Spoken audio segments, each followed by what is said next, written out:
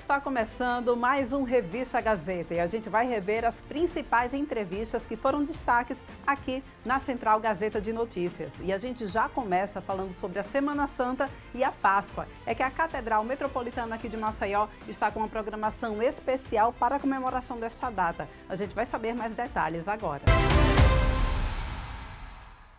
Bom dia. Agora pela manhã dá início à celebração justamente da Missa do Santo Crisma, quando todos nós sacerdotes vamos renovar nossos compromissos sacerdotais, na configuração de Cristo, sacerdote, profeta e pastor.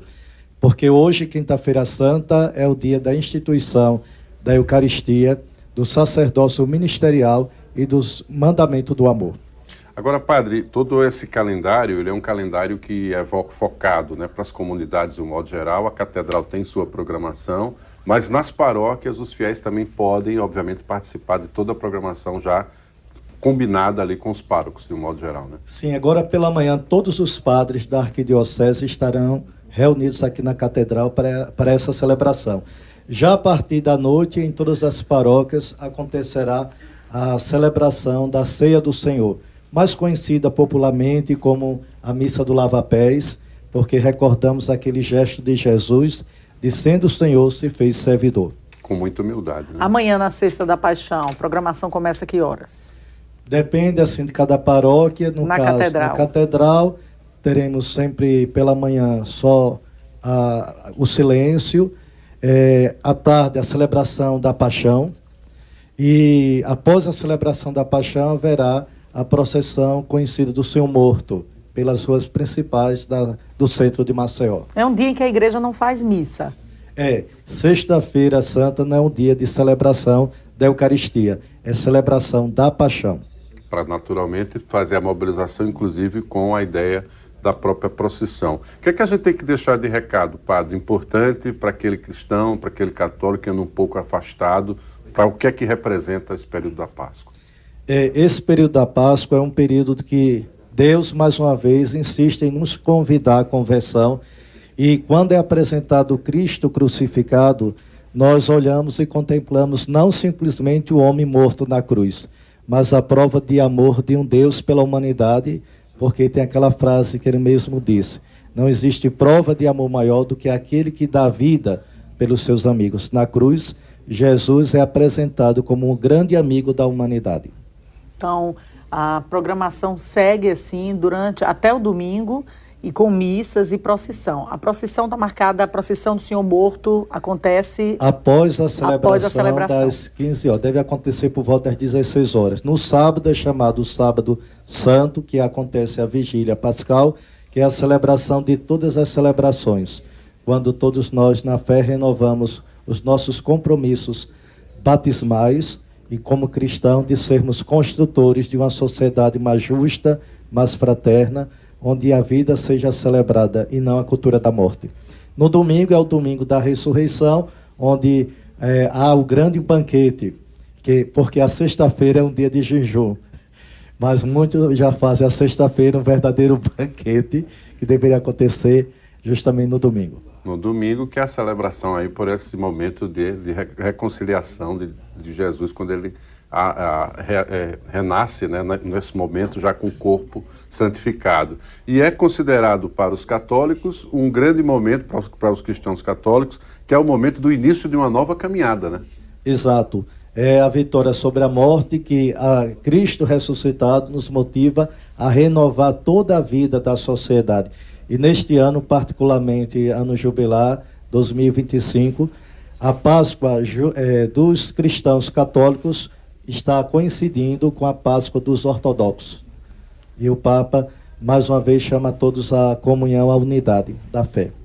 Esse mistério, né, que envolve a ressurreição, ele é tão grande que se estende até o segundo domingo de Páscoa, né? Exato, aí é chamada a oitava da Páscoa. Celebramos de um domingo a outro como fosse um dia só.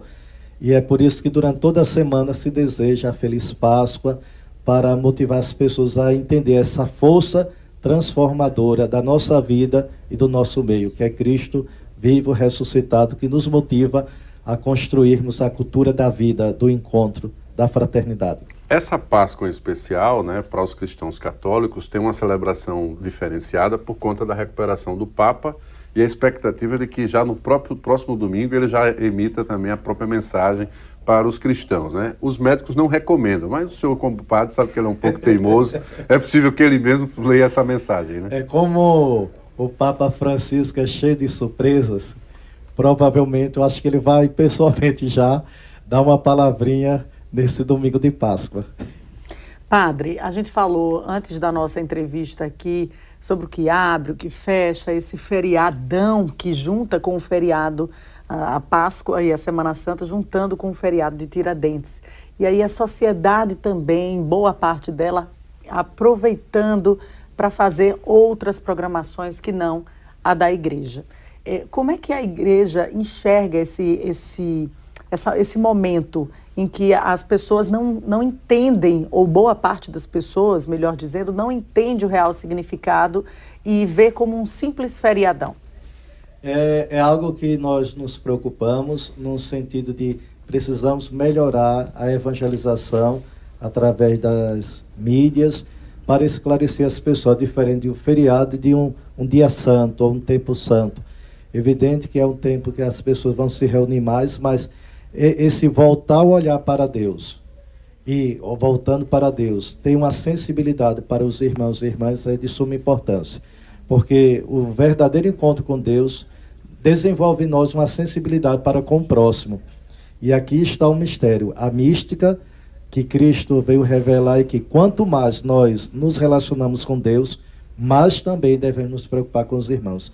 Mas infelizmente existe muito a mentalidade do consumismo, do feriadão, e tanto que a expressão mais comum é feriadão, mais do que Semana Santa, às vezes, ou o Tríduo Pascal, que é a expressão litúrgica da Igreja Católica, porque quinta, sexta e sábado santo são os 3 dias que precedem a celebração dominical, que é o dia do Senhor por excelência, porque é o dia que Cristo ressuscitou. Entendeu a real mensagem, né? Não é um feriadão por si só, é como o padre mesmo disse, a gente se reúne com a família, é um momento também para rever amigos, para tentar colocar as coisas em ordem dentro da própria casa, mas também, principalmente, para enxergar essa verdadeira mensagem do que significa, né, a história da Páscoa. E poder tirar um momento com a família, né, para falar desse acontecimento, que ele é global, é mundial, é celebrado de forma internacional, representa esse momento da renovação e reencontro, e num mundo que precisa de paz, né? E você só tem paz com solidariedade, entendendo esse amor, que foi um amor de quem foi crucificado por todos nós. E esse é o maior desejo da igreja, né, padre? Exato, respeitando sempre a dinâmica do comércio, que enfatiza o ovinho de chocolate, que todo mundo gosta, o coelhinho, mas é importante olharmos a Páscoa como a vitória de Cristo sobre a morte e a sua expressão de amor na cruz. Cruz e ressurreição estão associados, porque a prova do amor está em Ele dar a vida por nós e Ele vencer a morte também, para nos dar a solidariedade da vida que vence a morte. Tá bom, conversamos, portanto, com o padre Márcio Roberto. Obrigada, que está aqui já precisando ir lá para a Catedral Metropolitana. Uma excelente missa. Paz do Senhor. Obrigado. Para vocês também, para todos que nos acompanham, uma santa Páscoa a todos. E agora, no mês de abril, acontece a campanha Abril Verde, que tem como objetivo prevenir as doenças e acidentes também no ambiente de trabalho. A gente vai rever agora uma entrevista sobre isso. Falar de segurança do trabalho é algo um pouco complexo, tá? As empresas investem, mas querem esse retorno. Então, por que tanto investir em segurança do trabalho? E aí a gente passa a falar de afastamentos, fala de doenças. Por que o pessoal se afasta tanto desse ambiente de trabalho? A qual preço é o desenvolvimento? Pois é, né? E você falou sobre afastamento, sobre doenças, inclusive doenças mentais, né? A gente estava até no último bloco falando sobre puerpério, né, depressão pós-parto, sobre esse caso que chocou toda a nossa população. E tudo isso também pode acontecer, inclusive, para quem está trabalhando, né? Sim, sem sombra de dúvida. Saiu agora a última pesquisa, o último levantamento, o Ministério do Trabalho, Fundacentro, aumentou 134% o afastamento do acidente de trabalho em virtude de doenças mentais, né? E aí nós temos uma preocupação maior agora. Além dessas doenças mentais, socioemocionais, tem uma obrigação legal. A partir do dia 26 de maio, exige uma nova legislação que regulamenta essa obrigatoriedade junto às empresas, né? O famoso PGR, Programa de Gerenciamento de Riscos, precisa deixar em evidência essas preocupações socioambientais também. Além das doenças mentais, a gente também vê muito por aquelas doenças de lesões, né, repetitivas. Isso também pode acontecer bastante, né, para algumas funções. Sim, com certeza. Nós temos 5 grupos de riscos: físicos, químicos, biológicos, ergonômicos e de acidentes. Os ergonômicos é o que realmente dá destaque a essas questões de lesões por esforço repetitivo, que também é um grande alarmante. A maioria das empresas, sem sombra de dúvida, tem fatores psicossociais também relacionados a lesões por esforço repetitivo. Então, acende o alerta aí. E tem como as empresas elas se prepararem, elas prevenirem esses altos índices aí de doenças, de afastamentos relacionados, né, ao trabalho? Temos. Existe uma hierarquia de controle de riscos ocupacionais que começa com eliminação, antecipação, substituição, redução, mitigação e os famosos controles de a engenharia, administração e controles individuais, o EPI. Então, é entender o que está sendo feito, é compreender os processos organizacionais e daí passar a controlar, eliminar ou reduzir esses riscos. Eu tenho empresa, minha empresa ela tem um alto número de funcionários, ou até mesmo nem tem tantos funcionários assim, mas eu preciso estar atento às normas, né, relacionadas à segurança e saúde do trabalho? Sem sombra de dúvida. Hoje nós temos 38 normas regulamentadoras. Das 38, 36 estão vigentes. Então, para cada ramo empresarial, tem uma norma específica ou uma norma setorial. O que é mais conhecido é a famosa CIPA ou SESMIT, tá? São normas distintas. Uma NR4, outra NR5, que regulamenta em cima do grau de risco e da quantidade de funcionários que a empresa tem. E se algo acontecer com o meu funcionário durante o período de trabalho dele, eu vou ser responsabilizado? Eu vou ser o culpado? Por que eu pergunto isso? A gente vê muito acidente também ali, mas na área da engenharia civil, nas construções. E aí a gente escuta muito sobre os equipamentos, né, de proteção individual, o EPI, que você também citou aqui, Maxwell. E aí, às vezes, a gente escuta, mas eu forneço o EPI, mas o meu funcionário ele não está usando. E aí, como é que seria nesse caso? É a questão da hierarquia desses controles. A primeira ação a ser tomada não é a entrega do EPI. A primeira ação a ser tomada é eliminar a fonte de perigo. Se eu não conseguir eliminar, aí é que eu vou em busca de outras alternativas. E, afinal, a última dela, das 5, é o EPI.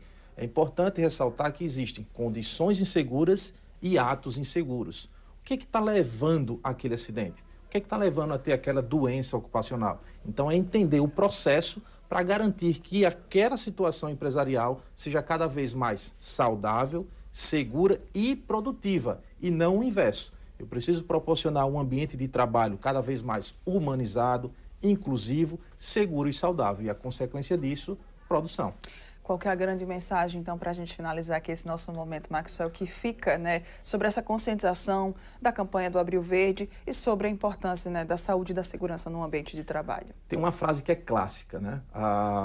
Trabalho seguro é trabalho digno, e trabalho digno é trabalho com responsabilidade. É responsabilidade para empresários, responsabilidade para colaboradores, responsabilidade para a sociedade. O que deve ser feito? Eu preciso analisar o meu ambiente de trabalho e tornar ele cada vez mais seguro e saudável.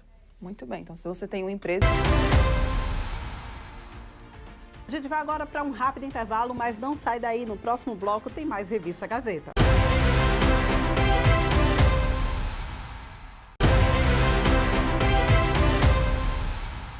Estamos de volta aqui com o Revista Gazeta e a gente já volta falando sobre saúde mental. É que ao longo desta semana a gente viu uma extensa cobertura na mídia aqui em Alagoas a respeito da bebê Beatriz, de apenas 15 dias, que foi morta pela própria mãe. Todo esse caso acendeu um assunto a respeito da saúde mental das mães, depressão pós-parto. A gente vai conversar agora sobre esse assunto. Vamos rever a entrevista. O puerpério, de fato, é uma sensação, eu posso dizer assim, oscila muito. Como dizer assim, eu posso até falar por mim, né? Eu tô com uma bebê de 1 ano e confesso para vocês, mesmo sendo profissional de saúde mental, o puerpério para mim, eu até falo assim como um depoimento, para mim foi realmente um período muito difícil, porque de fato ela mexe com o nosso psicológico, mexe com a nossa condição física, mexe com a nossa independência, né? O meu parto foi cesariano, então assim, precisou de um auxílio de alguém, então assim, tudo isso termina mexendo com nós mães, né? Após o parto, e também a questão de estar dependendo de outra pessoa, entende? Então assim, é muito complicado. Então assim, o puerpério, para vocês terem ideia, são 3 fases. Em que sentido? Pode, por exemplo, ter um famoso blues puerperal, que é logo depois do parto, né? A mulher apresenta, no caso a mãe, apresenta a questão do cansaço, uma irritabilidade e uma ansiedade. Já começa a apresentar e atinge em torno de 60% das mães, para vocês terem ideia. Já o famoso depressão pós-parto, de 4 mães, 1 tem depressão pós-parto. E é assim, tem a questão do isolamento, tem a falta de interesse sexual, perda ou ganho excessivo, a irritabilidade. E vem em seguida, né, a questão da psicose puerperal. Essa é um transtorno, um dos mais graves, que realmente atinge em torno, acho que 0,2%, desculpa, 0,20%. Então, assim, é um índice pequeno, mas que pode realmente chegar ao ponto da questão do surto. Mas esse surto psicótico, quando a pessoa sai desse surto, ele é um surto perene ou a pessoa sai desse surto depois e esboça algum comportamento de remorso, de arrependimento? O que não parece ser o caso da mãe da Ana Beatriz. Então, realmente vai depender da pessoa. Porque quando é associado, por exemplo, a algum tipo de transtorno bipolar, algum tipo de transtorno de humor, ou até mesmo a mãe já tem, por exemplo, uma personalidade borderline, então pode ser que realmente apresente essas características de não ter remorso. Como está muito, eu acredito assim, como está muito recente, né, até porque ela, pelo que eu entendi, assim, nas reportagens, a gente acompanhando, ela apresentou 5 versões. Então, assim, a gente está muito, como se está um pouco nebuloso, a gente está sem saber realmente o que foi que de fato aconteceu. Tanto que a perícia agora vai entrar, né, para poder avaliar melhor. Mas, assim, é fato, né? Então, assim, as mulheres pode passar, né, pela questão do blues puerperal, pode passar pela depressão puerperal, como também, alguns casos mesmo pequenos, pode passar pela psicose puerperal, né? Doutora, e a reação nesses casos é da mãe sempre com a criança ou pode ser da mãe em relação a pessoas próximas? Porque pessoas próximas não perceberam essa mudança no comportamento dela. Então quer dizer que em algum momento o desequilíbrio, esse gatilho que se tem para algo assim, é sempre em relação à criança? Não sempre. É como eu posso dizer assim, geralmente, por conta do vínculo com a criança, que muitas vezes não é formado. Muitas mães, até para vocês terem ideia, na fase da gestação, fica às vezes com essa angústia interna, às vezes até pessoas estruturadas mentalmente, fica com essa angústia porque não consegue ter um vínculo com o seu filho.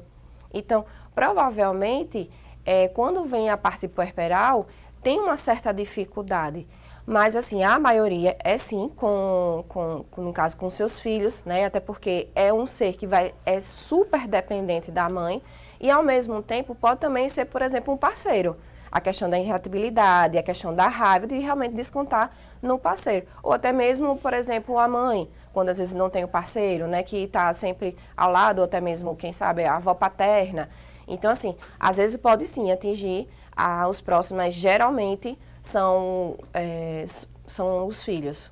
E para vocês terem ideia, assim, eu participei de um curso e foi bem emocionante um casal dando seu depoimento, que a mãe passou por essa fase, na depressão pós-parto, e por incrível que pareça, foi na 2ª gestação. Porque a gente sempre acha que é na primeira gestação. Não, pode às vezes a primeira gestação ser uma gestação tranquila, né, até a fase do puerpério, mas na 2ª ser totalmente diferente. E essa mãe relatou que realmente o esposo foi chamado a atenção e ela disse que chegou a ouvir, né, a fala do psiquiatra, né, informando que o pai ficasse mais próximo da esposa para poder não fazer algo com a criança. porque realmente é perigoso, porque, como foi falado, a psicose puerperal, a pessoa fica de forma inconsciente, né? Porque tem essa questão dos seus delírios, tem essa questão das alucinações, que pode ser visual, auditiva. Então, assim, de certa forma, e vem com a questão da insônia, do tempo todo, né? A questão dessa dependência do bebê, o chora por fome, chora por dor, que a gente não sabe identificar. A comunicação é sempre pelo choro, né? Mas diante do comportamento que se analisa dessa mãe, de não esboçar tristeza em relação à perda da filha, nem depois de tudo o que vem acontecendo, da capacidade dela também de simular como ela dissimulou e inventar diversas versões sobre um caso que ela depois chegou a confessar, isso não demonstra que ela pode estar numa outra condição mental, um surto que não se enquadraria aí, nesse caso, em depressão, pelo fato dela não ter tido esse comportamento de carinho ou de tristeza depois, ou de remorso, de arrependimento. A gente não vê essas características no comportamento da mãe. Então, não se enquadraria numa mente realmente transtornada, sendo uma outra condição, fugindo dessa condição de depressão pós-parto? Há uma possibilidade, sim, de ser, como a gente estava conversando, de ser realmente algo psicótico. Né? E é como eu disse, existem muitos desvios de personalidade, né? Como eu citei a questão da própria borderline. Pode ser que seja realmente...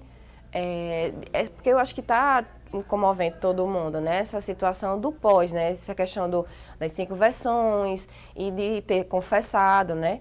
A questão do crime e ela não ter tido esse remorso, né? De ter falado de forma, como todo mundo diz, né? Frieza, né? A depressão pós-parto, ela pode levar a quadros de extrema tristeza depois do ocorrido e de até possível suicídio em casos de depressão. É o que se questiona também, porque é um comportamento realmente de muita frieza, que não esboça sentimentos. Então, é uma mente realmente fora do contexto da maternidade, né? Então, por isso que todo mundo está muito espantado com o comportamento e com esse caso. Com certeza. Porque, por exemplo, tem muitas mães, às vezes dá alguns depoimentos que dizem assim, que tem a vontade, de fugir, tem a sensação por conta, né, da superdependência do bebê, da questão de fugir, de abandonar até o filho e tudo mais, assim, porque naquele momento o psicológico dela está muito abalado. Né? E às vezes, como é importante, né, a ajuda de um profissional, né, ou até mesmo de uma sua rede de apoio, de estar realmente em conjunto e junto dessa mãe, de dizer assim, olha, o que você está passando, muitas mães passam, eu já passei, muitas vezes é questão de vó, então assim, e é importante quando tem a questão do parceiro, né, porque a gente viu, né, que o pai estava trabalhando em São Paulo e tudo mais, né. Ele não conheceu a própria filha. Exato. E assim, não quer dizer que, como diz assim, pode ir. Mas, assim, a contribuição, se ele estivesse perto, também podia ter, como diz assim, ter ajudado um pouco nessa rede de apoio. É aquela coisa, né? A gente realmente não sabe bem dizer o que é que... Acho que a perícia vai dizer mais informações, né? Do que realmente o que aconteceu. Eu acho que a única coisa que é certa, né, doutora, dentro do que está sendo posto, dessas falas da Thaís, a gente só tem como referência as entrevistas que ela concedeu, né? Inclusive a localização de um corpo no Maranhão. E ela viu a foto, isso é a criança, quer dizer, falou com a maior naturalidade, dando a entender que era. É de que não será apenas a polícia que irá robustecer esse inquérito. Em algum momento, um profissional terá que emitir um laudo sobre essa condição da mãe, né? Com certeza.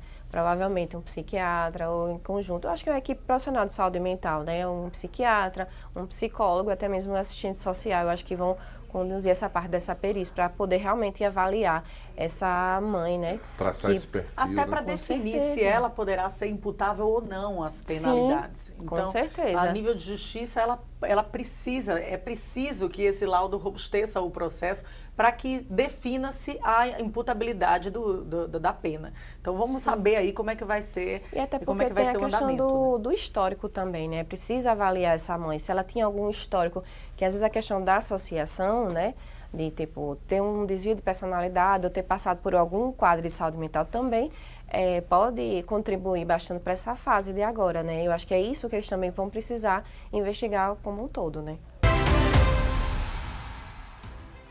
agora vamos falar sobre coisa boa, gente. É que o estado de Alagoas recebeu aí um aumento de 471% das autorizações para doações de órgãos durante o ano de 2024.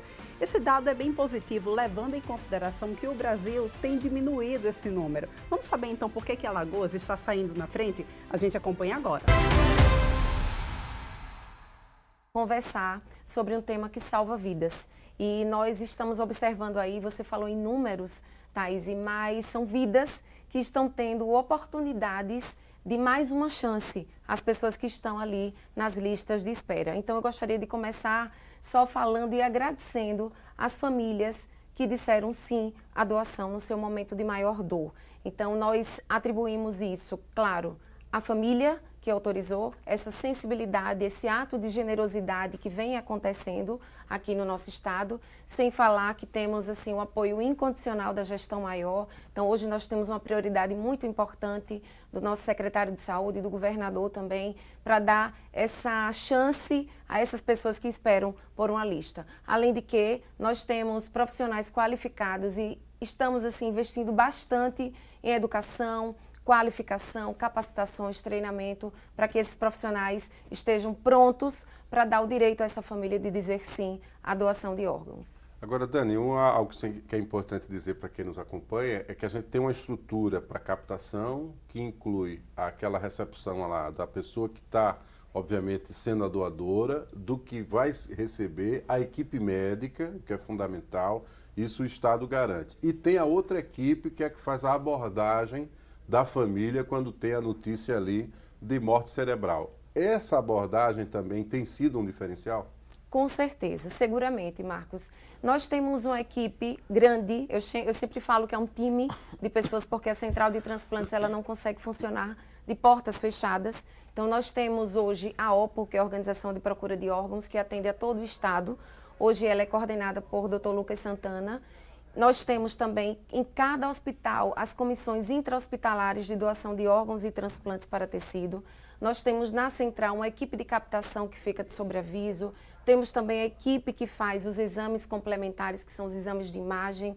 E cada vez mais a gente tem qualificado e aumentado mesmo essa proposta de rede, porque nós precisamos caminhar sempre juntos. E são muitos parceiros que estão envolvidos nessa situação. Então, com certeza, tudo isso, Marcos, para ser dado o diagnóstico daquele ente querido que está ali, é um diagnóstico de morte, em morte encefálica, né? Porque a gente sempre fala que morte é uma só, ou o coração para primeiro, ou o cérebro para primeiro. Então, quando tem a confirmação da morte encefálica, essa equipe aí que você falou, a nossa equipe, ela é qualificada para acolher essa família e entrevistá-la para dizer sim ou não à doação de órgãos. E isso acontece obedecendo critérios que atendem a prioridades. Então, se não tiver um paciente com prioridade que atendam os critérios aqui, é esse órgão que sai do estado de Alagoas para outros estados. Mas a prioridade são as pessoas que esperam na fila de transplantes aqui no estado, não é isso? Isso, Thaís. Primeiro, quando a gente tem um doador, todos os dados são incluídos no sistema do Ministério da Saúde. Então, esse sistema, ele tem todo o banco de dados dos receptores que estão em lista para cada órgão e nós incluímos os dados daquele doador com todos os exames, com todas as burocracias que se exige o processo. E daí, então, o próprio sistema, ele vai ranquear, ele vai dizer qual é o receptor que está compatível com aquele doador. E uma vez que não temos o doador com essa compatibilidade com o receptor, nós ofertamos esses órgãos para a Central Nacional de Transplantes e eles fazem essa distribuição para outros estados. Então, assim, a gente sempre vai estar salvando vidas, ou aqui no nosso estado, ou seja, onde tiver receptor compatível. Desde que eu me envolvi com esse assunto, Thaís, já são quase uma década acompanhando a evolução desse trabalho, né? A comunicação só melhorou, né?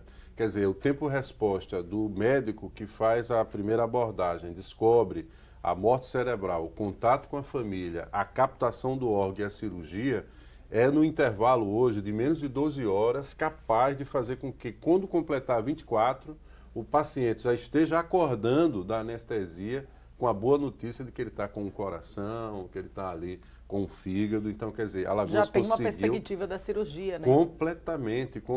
Quer dizer, Alagoas se aperfeiçoou de uma maneira que, obviamente, tem levado a esses números. Há ainda muito preconceito, muito desconhecimento, mas são conversas como essa que ajudam as pessoas também a entender o quanto, né, tem sido benéfico para a própria medicina aqui em Alagoas. Foi tudo evoluindo de maneira gradativa e hoje o time está completo, né, Dani? Graças a Deus, Marcos. E só agora no mês de abril, nós já tivemos 5 doações autorizadas. Então, isso é um marco para Alagoas, como você bem disse, que vem se aperfeiçoando, que vem crescendo nesse momento, nesse processo da doação e do transplante. E do transplante também. Nós temos um hospital público hoje, realizando o transplante de coração, de fígado e de rim. Então, isso também é outro marco muito importante, né, que nós, do governo, né, que nós temos dado oportunidade às pessoas que moram aqui no nosso estado em transplantar sem precisar sair para outros estados. A gente tem um vídeo aí, dá para a gente exibir, se tiver áudio, pode jogar na tela, que fala sobre o último procedimento realizado. Pode rodar. Salva. Hoje será captado o coração, o fígado, 2 rins e as córneas. Ou seja, muitas pessoas serão abençoadas com essa vida. Lembrando que nós indicamos o tratamento, ou seja, o transplante cardíaco quando não existe mais nenhuma resposta ao tratamento medicamentoso ou não há nenhuma possibilidade cirúrgica. Por isso a importância de doar, porque doar você salva vidas. Importante aí, você viu o número de pessoas? Impressionante. Aqueles são os que fazem a cirurgia, né? Mas até chegar ali tem toda São uma instrumentadores, enfermeiros, técnicos, os cirurgiões ali envolvidos, realmente uma equipe imensa, né? Esse foi o transplante de coração. Esse aí foi a captação de um doador de 23 anos, que doou todos, só foram 6 pessoas beneficiadas. Isso só foi a captação, ainda não foi o transplante. Esse só foi a captação. Então, é uma força-tarefa, porque tem uma equipe que está ali captando o coração, a outra equipe já está captando o rim, os rins, o fígado, as córneas. Então, só esse doador pôde salvar aqui no nosso estado 6 pessoas. Então, como o Marcos disse, quando a gente vê assim uma cirurgia de captação, todo um processo foi feito antes para que isso se tornasse possível. E a gente fica assim, quando a gente recebe a notícia no final do dia, né, no final da noite, o coração já está batendo firme, o paciente que fez o transplante já foi extubado. Isso é uma dúvida, né? Nesse caso, esse paciente teve morte encefálica, o coração ainda estava batendo? Isso, Thaís, é muito importante essa sua pergunta, porque surgem muitas dúvidas. A morte encefálica, ela acontece quando existe primeiramente uma lesão irreversível no cérebro, que é incompatível com a vida. Mas a gente não pode dizer que o paciente está morto. É preciso que se cumpram critérios rígidos para que comprove a morte. Então, o paciente está ali morto e ele está sendo mantido por drogas vasoativas, por respirador mecânico, que é justamente para manter aqueles órgãos vitais que possam servir para transplantar em outras pessoas. Então, aquele coração, ele está ali por aparelhos, por drogas vasoativas. E quando aquele coração é retirado, ele tem um tempo de isquemia, que é o tempo de vida fora do corpo, para poder ser transplantado naquele receptor que já está ali aguardando. Então, uma corrida contra o relógio, literalmente, né? Literalmente. A gente precisa correr muito. Eu sempre digo assim a todo mundo que a gente precisa ter plano A, plano B, plano C, plano Z, volta para o plano A, porque a gente não pode parar. É uma engrenagem. Olha os números aí. Em 2025, já 31 cirurgias, 10 cirurgias de rim, 6 de fígado, 1 cirurgia do coração, 14 de córneas. Lembrando que em 2024 o total foram 19. Então os números já estão bem avançados. E já avançou de ontem para hoje também, porque ontem nós tivemos uma outra captação. No pleno domingo já teve. Sim, sim. Tá aí, 2024 de janeiro a abril, 6 doações. Esse ano foram 12 doações, já 13 agora, né? 13. 546 córneas, 8 rins, 5 fígados, 4 corações, 563 pacientes. Que número, se esperava, diante do trabalho que vinha sendo feito, chegar nesse nesse número tão positivo em relação aos outros estados, principalmente, né, Dani? Sim, isso é um trabalho, nós ainda estamos aquém do que a gente deseja, do que a gente espera. Por quê? Porque todos os dias pessoas enterram seus órgãos.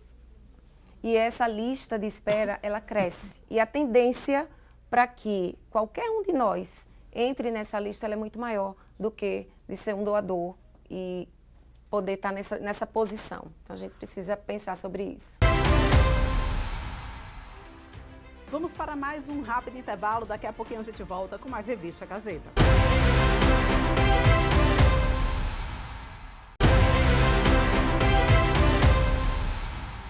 Já de volta aqui com Revista Gazeta. E olha só, gente, a Mara Almeida foi conhecer um projeto bem bacana que atende cerca de 80 crianças ali na região do Pontal da Barra.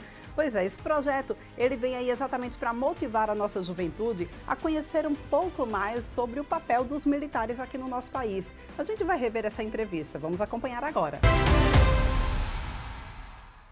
Dessa vez para explanar, né, algumas situações, alguns projetos que da última vez que viemos aqui ainda estavam no papel e responder a sua pergunta de uma forma prática e objetiva.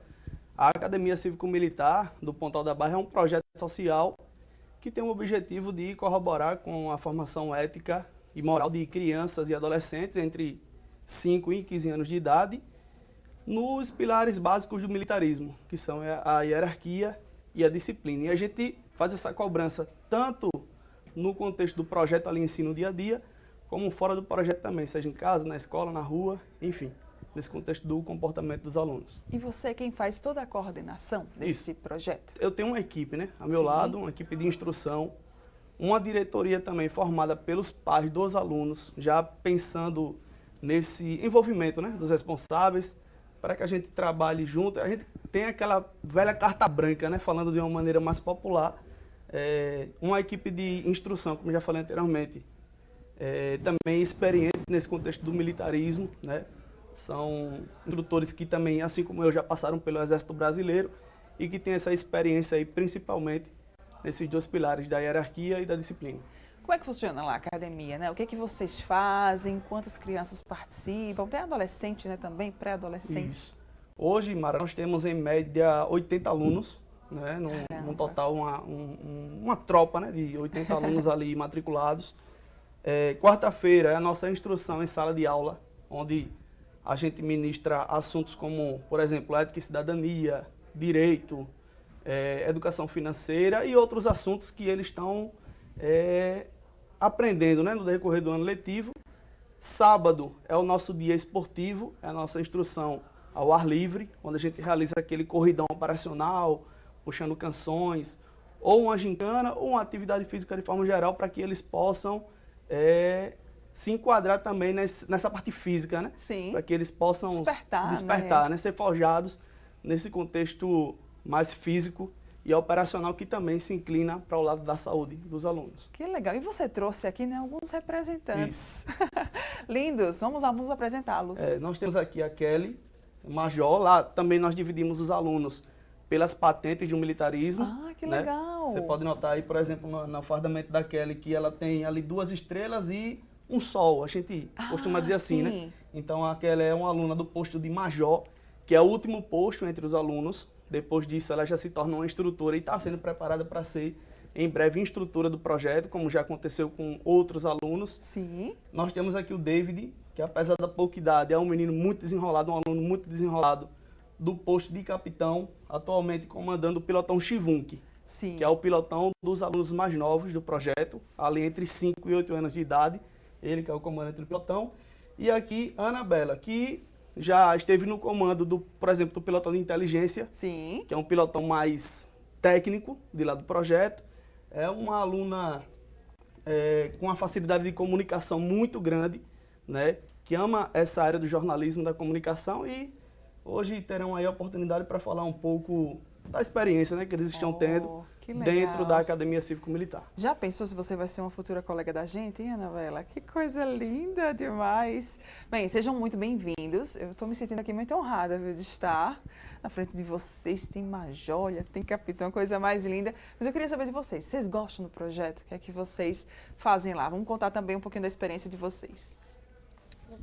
Pode começar. Bom, o que eu acho do projeto é que ele é muito importante para formar grandes cidadãos e cidadãs. Eu amo esse projeto porque para mim ele é uma segunda casa. Eu me sinto muito feliz estando nele e eu não sei o que seria de mim se não fosse o Emanuel, formando muitos jovens, muitas grandes pessoas. E eu amo esse projeto com todo o meu coração e é isso. O que é que você mais gosta ou o que você mais aprendeu no projeto? Eu aprendi que a gente sempre deve respeitar as pessoas. Assim, antes eu até já sabia disso, só que com o projeto foi melhor de aperfeiçoar isso. Eu me sinto muito feliz porque é muito divertido, tem várias atividades, várias coisas para a gente socializar com outros alunos. E também muitos passeios, diversões, muita coisa boa. E, principalmente, eu me sinto muito feliz de estar aqui hoje, podendo compartilhar minha experiência nesse projeto. Gente, desenroladíssima. Eu estou aqui impressionada. Agora deixa eu escutar o David. David, você vai falar também. E aí, o que é que você mais gosta no projeto? O que foi que você já aprendeu lá no projeto? Eu aprendi várias coisas, como se não fosse o Manuel, a gente não teria. Como a gente faz, como ele disse, sábado letivo, a gente pode sair de casa feliz, aprender a lidar com as pessoas. E como o Emanuel faz, a gente pensar no bem. E esse projeto traz a gente ser um cidadão de bem. Sim. Tipo, a gente pode ser militar quando a gente completar 18 anos e fazer. Muito bem. E você quer crescer também nas patentes lá do projeto? Quero. Quer? Você quer chegar até onde? Quero chegar em Major, por causa que até eu vou chegar em Major um dia. Aí quando eu crescer mais, tiver mais idade, eu posso ser até instrutor. Ai, que lindo, muito bem. E você, Kelly, Major Kelly, conta pra gente também sobre a sua experiência. Minha experiência sendo muito boa. Gostei até de entrar no projeto. Eu vi, né, um desempenho muito bom e tal. Aí eu pensei em entrar, eu fui entrando, gostei. Melhorou bastante na rede escolar também, tudo. E minha experiência está sendo muito boa, assim. Que legal. O que é que você mais gosta lá do projeto? Então, eu gosto também nas atividades de quarta, né, que é teórica, assim. Sim. Que a gente aprende também um pouco. E também nas atividades de sábado, que a gente também tem corridão, a gente opções. E também tem as atividades físicas. Nossa, Emanuel, eu fico imaginando quanto gratificante deve ser, né? Escutar esses depoimentos. Mara, é isso que empolga, né? É a motivação, é o combustível. Até me emociona um pouco de ouvir, né? Essas palavras, é o testemunho vivo aqui na nossa frente. E resultado disso, Mara, é a expansão do projeto, né? Sim. Em novembro, nós viemos aqui aos estúdios e a gente tinha no papel alinhado a expansão do projeto já a pedido de outras lideranças de outros bairros, através da divulgação aqui na Gazeta News. E desta feita nós fizemos. Quarta-feira passada nós tivemos ali no bairro do Trapista da Barra. Então é uma conquista, assim, um marco, e é o resultado que mostra que o trabalho ele está sendo feito da maneira certa, com honestidade, com lealdade, com transparência.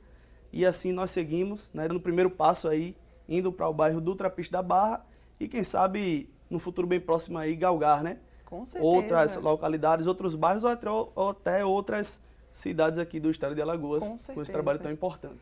Hoje é no Pontal da Barra, mas quando que vai chegar lá no Trapiche? Já tem aí a previsão? Nós fomos ao Trapiche semana passada, quarta-feira, fizemos a apresentação inaugural.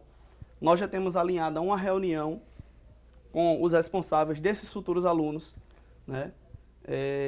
Eu aproveito a oportunidade para fazer a divulgação também nas nossas redes sociais, que se encontra no Instagram, Academia Pontal Oficial.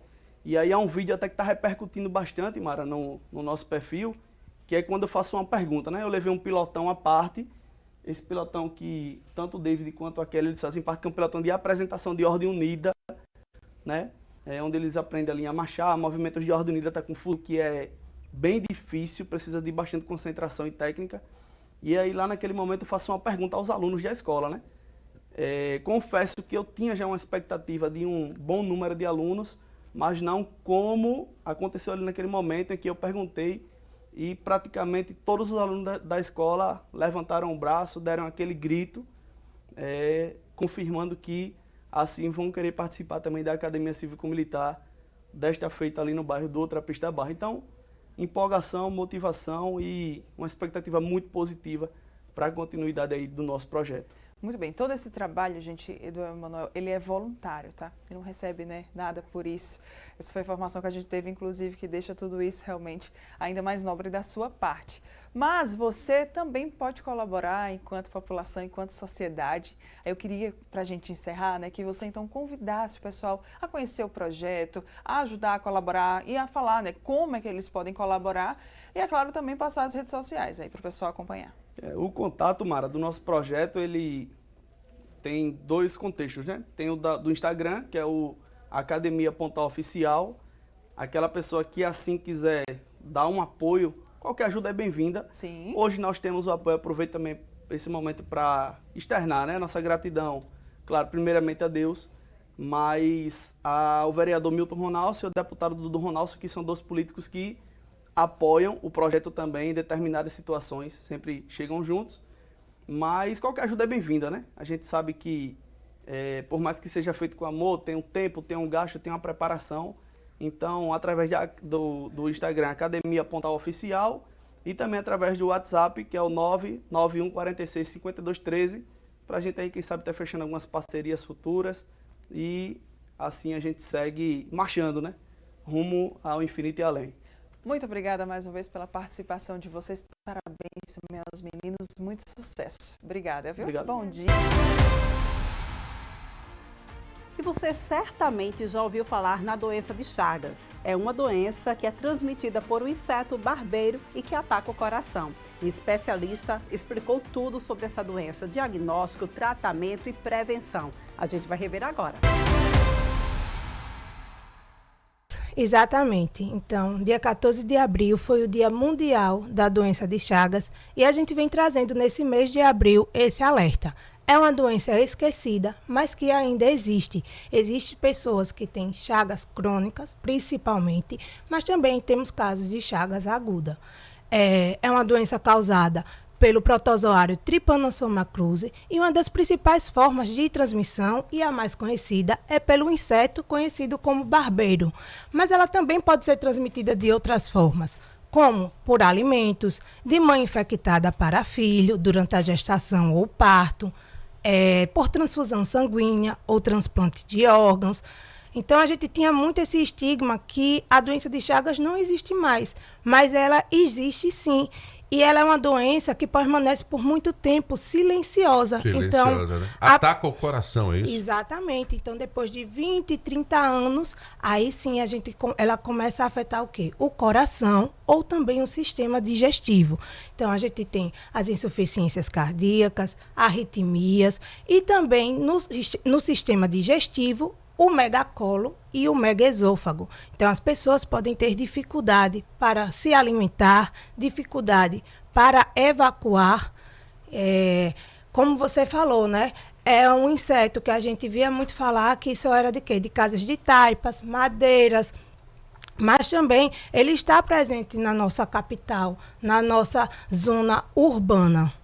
É importante falar aqui sobre os centros de referência para atendimento a doença de Chagas, tá? Se você foi picado por um barbeiro, não está sentindo nada, mas deve fazer sempre os seus exames periódicos e através do exame de sangue, ou por imagem, avaliação clínica também, mas o exame de sangue ele é capaz de detectar a doença. Então, voltando para os principais centros, Hospital Universitário, Centro de Referência e Atendimento, e o Posto de Atendimento Médico de Salgadinho, ambos aqui na capital.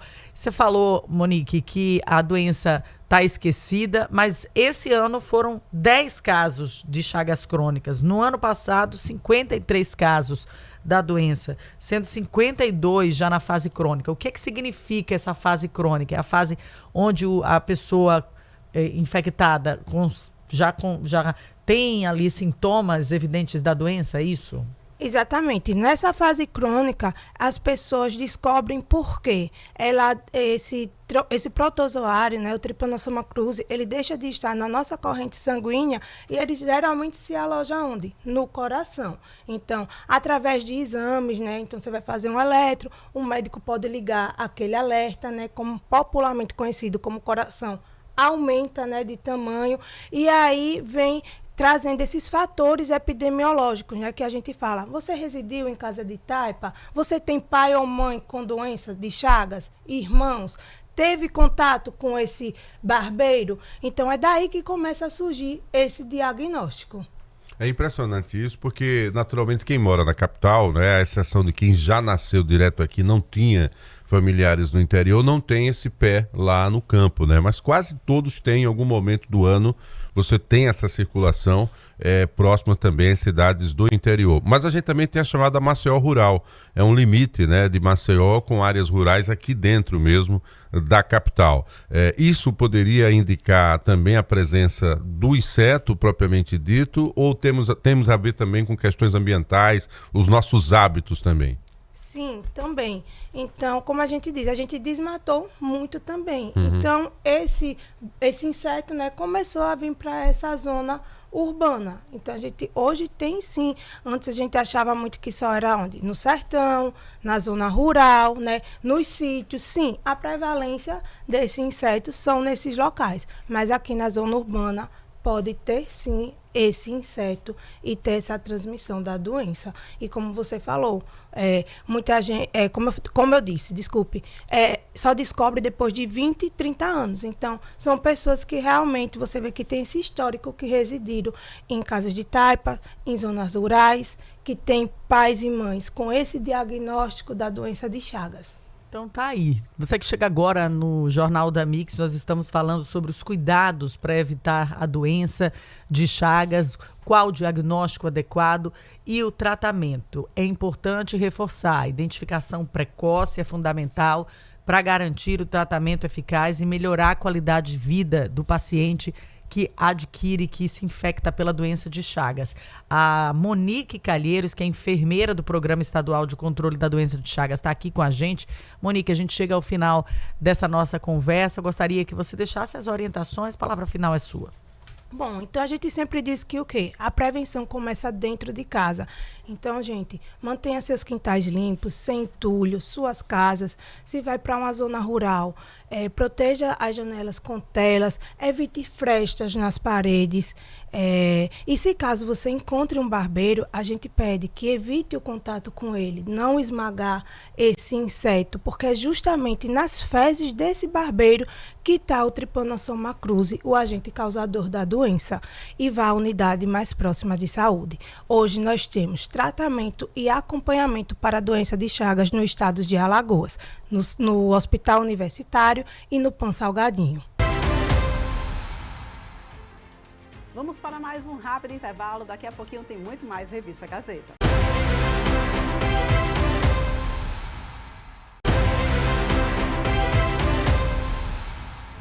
Já de volta aqui com Revista Gazeta, e a gente já volta falando também sobre a Semana Santa. É que a Igreja Adventista do Sétimo Dia também está com uma programação especial para essa data. E a gente vai saber mais agora.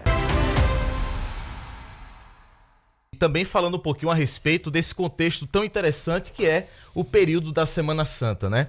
A gente precisa compreender um pouco mais a respeito desse assunto, que é um assunto que envolve aí fé, envolve entrega, envolve perdão também. Então todos esses aspectos estão dentro desse significado aí da Semana Santa. E a gente também, como cristãos adventistas, a gente acredita na importância do sacrifício de Cristo e é exatamente esse o significado real da Páscoa. Como é que estão programadas as celebrações para essa Semana Santa? A gente sabe que os católicos celebram com procissões, com missas, com leitura do rosário. Na Adventista, como é que vocês se organizam? Olha, nós temos a celebração da ceia. Durante a semana, nós fazemos ali temos mensagens em cada igreja, seja na igreja local ou seja em pequenos grupos, que nós chamamos ali também de células, né? São encontros nos lares. Então, independente do ambiente, são mensagens que recordam o sacrifício de Cristo, a morte, mas a vida também de Cristo, a ressurreição. Então, todos esses aspectos são estudados durante a semana e, normalmente, na sexta-feira, é feita uma celebração que é a Santa Ceia, que são emblemas ali que representam o corpo e sangue de Cristo. Então, o pão, por exemplo, o pão é um pão sem fermento, né, representando ali, é algo interessante, né? O pão sem fermento representando o corpo de Cristo sem pecado. E também, ao mesmo tempo, o suco de uva, o puro suco da uva, representando o sangue de Cristo. E aí, para entender um pouco melhor sobre isso, a gente precisa voltar lá para o início de tudo, onde, na verdade, foi o motivo da primeira comemoração da Páscoa, né? Quando a gente vai lá para o livro de Êxodo, por exemplo, o povo de Deus estava escravizado há 400 anos. E Deus, então, libertou aquele povo da escravidão egípcia, e essa libertação era motivo de comemoração para eles. Então, a Páscoa se iniciou justamente com esse propósito, de comemorar a libertação do povo. E através dessa comemoração, os cristãos hoje compreendem que Cristo é o nosso libertador. Então, a Páscoa é Cristo que nos libertou da escravidão do pecado. Então, assim como o povo estava escravo lá do Egito e foi liberto, eles comemoravam isso e era a Páscoa deles. Nós hoje, como cristãos, entendendo que Cristo é a libertação do ser humano do pecado, então nós não comemoramos a morte, mas comemoramos a ressurreição, porque através da morte a gente obtém ali o perdão e através da ressurreição nós obtemos vida.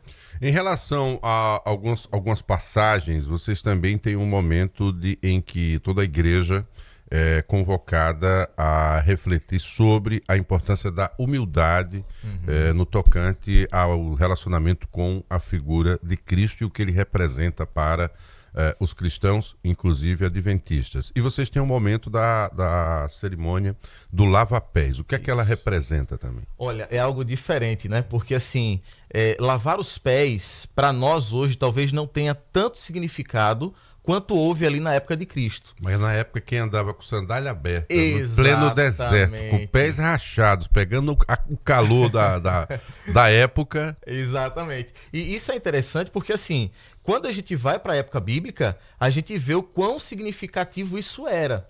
Por exemplo, como foi falado aqui, né? Era sandálias ali, muitos descalços. Na verdade, sandália era até luxo, viu? Era um utensílio de luxo ali. Muitos eram descalços mesmo. E naquele contexto ali, normalmente as pessoas mais importantes, as pessoas de mais poder aquisitivo, eles tinham normalmente um escravo para fazer o serviço de lavar os pés para quem, por exemplo, chegasse na casa dele. Então, por exemplo, eu te vejo aqui, você, ouvinte, não está conseguindo aqui, talvez alguns não conheçam aqui o semblante do meu amigo, mas é um camarada que tem um perfil assim de gente chique, né, de gente de autoridade. Mais é a sua esquerda. Pois é, os dois aqui, ó, que estão ao meu lado, os 4, na verdade, são pessoas que a gente olha assim e tem um aspecto de autoridade, né? Então, eu imagino que se vivesse na época de Cristo, seriam pessoas que teriam, por exemplo, um escravo a serviço para lavar os pés. Então, se eu chegasse na tua casa, tu ia ter um escravo lá para lavar os meus pés. Então, o ato de lavar os pés era um ato de um escravo. E, normalmente, esse escravo era um escravo que não mais tinha condições de fazer o trabalho braçal. Ah, tá. O mais pesado. Exatamente. Ele não tinha mais condições de fazer o mais pesado, então ele era colocado nesse serviço secundário. Na recepção da casa. Exato. Então, no momento em que Jesus ele celebrou a ceia, ele agora se coloca na posição desse escravo e lava os pés dos discípulos. Ao ponto de um dos discípulos, que nessa ocasião foi Pedro, chegou para ele e falou assim, não, que conversa é essa? O senhor lavar os meus pés? Eu é que tenho que lavar os teus. Então ele fica meio que assustado com aquela cena por conta do contexto que eu acabei de falar. Ele fica impressionado. Como é que o senhor vai lavar os meus pés? Eu é que tenho que lavar os teus. E aí Jesus falou, se tu não permitir que eu lave os teus pés, tu não tem parte comigo. Jesus mostrou na prática o que era humildade. Então Jesus ele mostrou que a vida dele era uma vida de serviço. Então, mediante a tudo isso, a gente observa assim, ó, primeiro, o lava-pés, ele está muito ligado à Santa Ceia, porque a Santa Ceia é um reconhecimento de quem nós somos. Quem nós somos? Nós somos indivíduos carentes da misericórdia e da graça de Deus. E, ao mesmo tempo, nós somos aqueles que precisam, na prática, mostrar que cristianismo é muito mais do que falar. Cristianismo é prático. Então, quando eu tenho um ato na cerimônia de lavar os pés, eu estou demonstrando que eu estou aqui nesse mundo para servir. E servir uns aos outros. Então, aí, entre essa parte, esse emblema que é o momento do lava-pés, né? É um rito memorial, o que vocês planejam aí para essa ceia? Porque tem a parte do lava-pés, tem o momento ali da partilha do pão, tem outro momento, né, do suco que representa o sangue de Jesus, mas é mais um ritual, um momento ali de renovação mesmo, de compromisso com Deus? Veja, assim como o batismo, né, aqueles que são cristãos, ou até mesmo que não são, sabem que existe uma prática cristã que é o batismo. O batismo, ele é uma renovação. O batismo, ele serve para perdão, é uma entrega que o indivíduo faz. Renascimento. É um renascimento, exatamente, um renascimento. Então, a cerimônia, além de um memorial, também é um momento de renovação, é um momento de entrega. Então, o indivíduo, quando participa, lembrando que é uma cerimônia aberta, né, todos podem participar, independente de qual seja o contexto religioso que ela tenha, mas todos podem participar. Então, no momento em que a pessoa participa, ela está vivenciando agora um momento de entrega, de perdão, de reconciliação uns com os outros e reconciliação com Deus principalmente. Então, além de ser um rito memorial, é um rito também de entrega, de arrependimento total do coração. Tá aí, muito bonito, e fica aí a programação, portanto, dos adventistas celebrando essa Páscoa com a ceia do Senhor em memória do sacrifício de Cristo. Faço o convite, palavra final é sua, onde é que as pessoas, até quem não é adventista, mas que gostaria de participar desse momento, que é um momento muito bonito, pode ir, onde é que será essa ceia? Olha, nós temos aqui em Maceió, na região de Maceió, não só na região de Maceió, mas no estado como um todo, nós temos aqui diversas igrejas adventistas, né? Todas realizam esse programa que é a Santa Ceia e também a Semana Santa, né? Todas elas praticam, todas elas realizam. É um convite que a gente estende aqui, como eu falei, para todos, porque é um momento aberto para o público, não é um momento exclusivo de membros da Igreja Adventista. É um momento em que é aberto a todo o público, e todos aqueles que se sintam à vontade para estarem presentes, com certeza serão muito bem-vindos. E cada Igreja Adventista tem ali, claro, a sua realidade, a sua forma de ser feita, né? Tem igrejas que talvez ali possam fazer em outro momento, algumas vão fazer, quem sabe, no sábado, outras vão fazer na sexta-feira, mas a ideia é que durante essa semana nós temos esse momento de memorial e de entrega através da Santa Ceia. E agora vamos falar sobre saúde bucal. Para entrar aí na febre do clareamento bucal, muita gente acaba comprando produtos pela internet e realizando o procedimento em casa. Mas será que esse procedimento é de fato seguro? Olha só, um dentista conversou sobre os riscos que essa prática pode trazer para a nossa saúde. Vamos ver agora.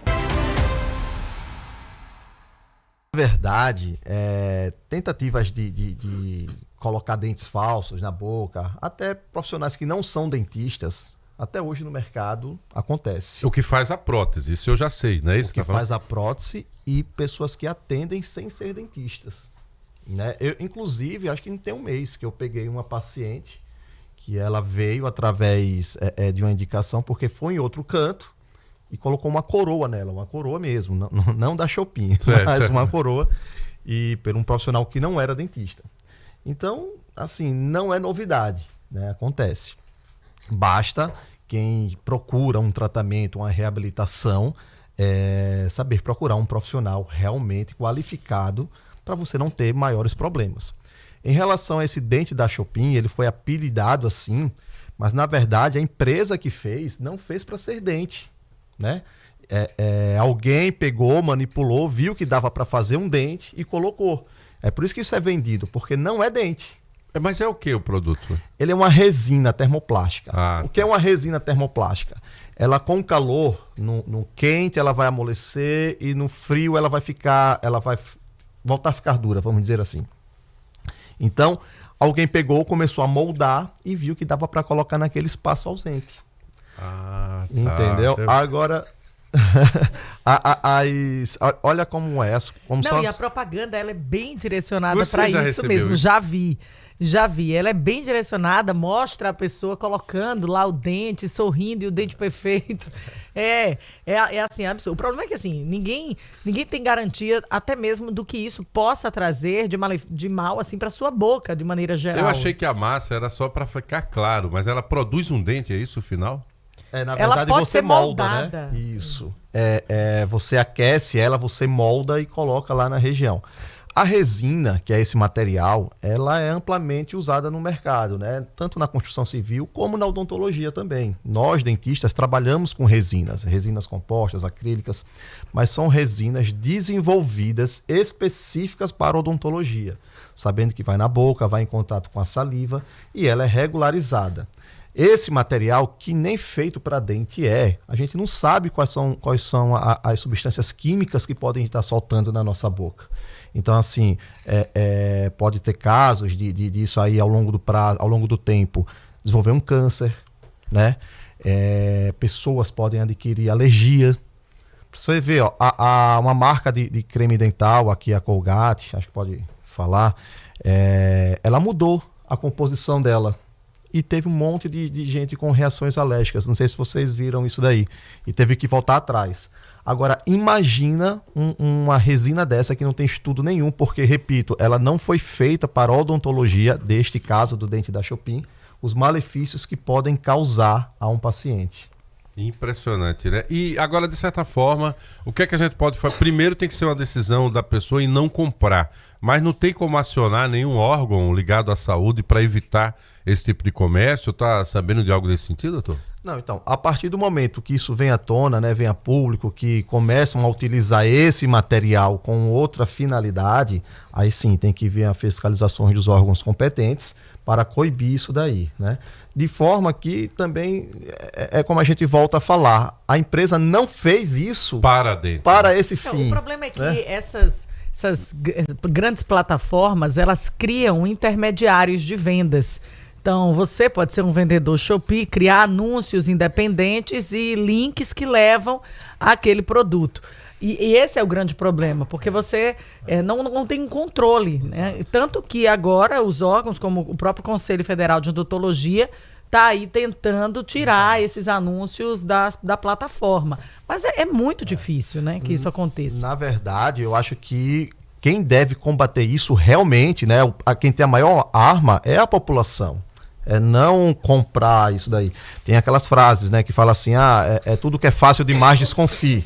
Então, óbvio, uma coisa dessa, desconfia. Isso não vai te trazer nenhum benefício, muito pelo contrário. Como o Marcos falou aqui no início, vai ser moldado aquilo e colocado na boca. Veja bem, minha gente, quando a gente faz uma reabilitação, isso vai para um laboratório, um profissional, um protético, junto com um dentista, vai fazer aquilo específico para você. Você está entendendo? Levando em consideração o seu dente de baixo, onde você mastiga com ele, o antagonista, a oclusão, os dentes do lado. Então, é feito com muito minucioso um trabalho. Aí vem uma pessoa, molda e coloca isso na boca. Você pode ter, fora as substâncias químicas que podem ser liberadas, que não tem estudos para isso, mas coisas, por exemplo, você vai morder, se ficar alto, você pode ter enxaquecas, inflamação na articulação temporomandibular, inflamações musculares. Então, uma gama de fatores que podem te prejudicar. Você pensando que vai resolver um problema, na verdade você está criando outro problema e cada vez maior. Pois é, e para colher a longo prazo, médio e longo prazo, né? O que é terrível, além dessa reação química, a qual falou também o doutor Ricardo, que a gente não sabe, porque tem alguns tipos de produtos que, ao invés de serem absorvidos pelo organismo, eles provocam exatamente acúmulo, né? E, consequentemente, pode vir ali a se manifestar mais adiante como sendo alguma enfermidade de um modo geral, né? Doutor, digamos que esteja falando aqui, alguém acabou de botar isso no final de semana e está arrependido, tem que procurar um profissional para fazer a retirada? O que é recomendado? Até para fazer uma limpeza? Se você colocou, me procura. Porque, lógico, tem que retirar o quanto antes, para você não ter nenhum problema maior. Isso, você falou problema a longo prazo, pode ser a curto prazo também, tá? Pode o dente você colocar, ele tá ali por imbricamento, tá encostado um no outro. você pode fraturar a coroa do dente, a raiz do dente, com movimentos de mastigação, de lateralidade. Enfim, procura um profissional, você vai fazer uma reabilitação. Se você não tem dente nessa região, a melhor reabilitação que existe hoje é por meio dos implantes dentários. Então, o implante dentário, com toda a tecnologia que tem hoje em dia e com acessibilidade também, é importante falar isso, está à disposição de todo mundo. Então, é só procurar um profissional correto que vá fazer sua reabilitação e, de preferência, por meio dos implantes dentários. Só lembrando aqui, viu, Thaís, o preço é tentador. O dente da Shopee, o falso dente, é vendido a R$20 o produto. Por isso que a turma caiu na onda e foi, mas está colocando a vida em risco e realmente por isso que a gente precisava tratar disso com um profissional. Realmente, quando eu vi inicialmente, eu repito, eu achava que era para reproduzir a lente. Na internet de, eu vou comprar esse aqui que é baratinho, quando o meu salário cair eu vou pro dentista. Mas, gente, é uma questão assim de consciência, né? E com a própria saúde, porque ninguém sabe que material é esse. A gente está falando aqui de uma resina termoplástica. E ninguém sabe como é que ela age, que tipo de substância química ela vai soltar na sua boca. Então, não vamos confiar, né? Agora, eu fiquei curiosa com a modelagem dela na própria boca. Porque quando a gente vai fazer até uma colocação de faceta, por exemplo, você tem que ter um cuidado muito grande para não ficar colado um dente no outro, para ter o espaço ali do fio dental. Como é que você garante esse espaço? É passando o fio dental na hora para moldar isso? Você não garante, né? Não, nesse caso não é garantia, não vai ter espaço. Não tem, porque ela vai colar um outro mesmo. Exato, ela vai estar imbricada ali entre os dois dentes. Aí mais outro problema, Thaís, muito bem, acúmulo de biofilme, de placa bacteriana na região. Então, a partir do momento que você coloca um dente aí imbricado, você não tem como fazer mais uma higienização, passar um fio, a escova pode chegar em cantos lá que não dê para fazer a limpeza, né? A partir do momento que você também não vai ter um dente 100% polido. Enfim, uma gama de problemas que vai te levar a situações que você estava querendo fugir daquilo, resolver, e pelo contrário, você está piorando a sua situação. Então, repito, minha gente, quem tem o poder de combater isso é a própria sociedade, a própria população. Quem está comprando, não compre, não indique. Isso aqui é um conselho de amigo antes de dentista, né? Então procura um colega, procura um cirurgião dentista, no caso, um especialista em reabilitação oral, para fazer uma coisa responsável e você sim ter qualidade de vida e na mastigação. O barato pode sair caro, né? Colocar em risco a sua vida, o que é pior, tá? Olha, o Conselho Federal de Odontologia, o CFO, criou uma ouvidoria em parceria com as próprias plataformas de venda para derrubar os anúncios dos produtos que são vendidos ilegalmente. Então você também pode colaborar.